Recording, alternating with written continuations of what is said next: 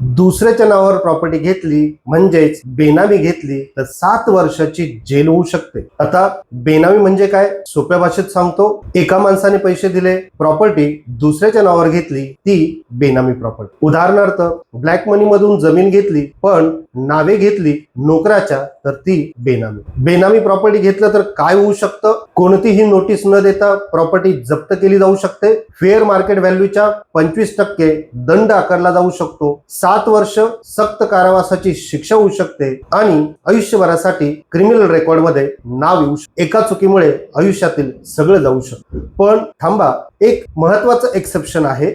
बेनामी act section 2/9/A नुसार नवऱ्याने बायकोसाठी घेतलेली प्रॉपर्टी किंवा आई वडिलांनी मुलासाठी घेतलेली प्रॉपर्टी बेनामी ठरत नाही, पण त्यासाठी अट आहे, पैसे लीगल सोर्स मधून आलेलं असणं, ITR मध्ये दाखवलेलं असणं, बँक ट्रान्सफर केलेलं असणं अनिवार्य आहे। पण ब्लॅक मनी किंवा करप्शनचे पैसे वापरले असतील तर हे एक्सेप्शन लागू होत नाही, ती प्रॉपर्टी बेनामीच होते। सेफ राहायचं असेल तर 3 गोल्डन रूल्स, 1 ITR फाईल असणं म्हणजेच पैशाचा सोर्स लीगल असणं अनिवार्य, 2 बँक ट्रान्सफर असणं आणि 3 रजिस्टर्ड गिफ्ट डीड असणं। पैसे व्हाईट असतील आणि डॉक्युमेंट रजिस्टर्ड असतील तर कोणतीही प्रॉपर्टी सेफ असते। अशाच माहितीसाठी फॉलो करा, व्हिडिओ सेव्ह करा, जमीन घेताना नक्की उपयोगी पडेल आणि शेअर करा, इतरांचं नुकसान वाचवा।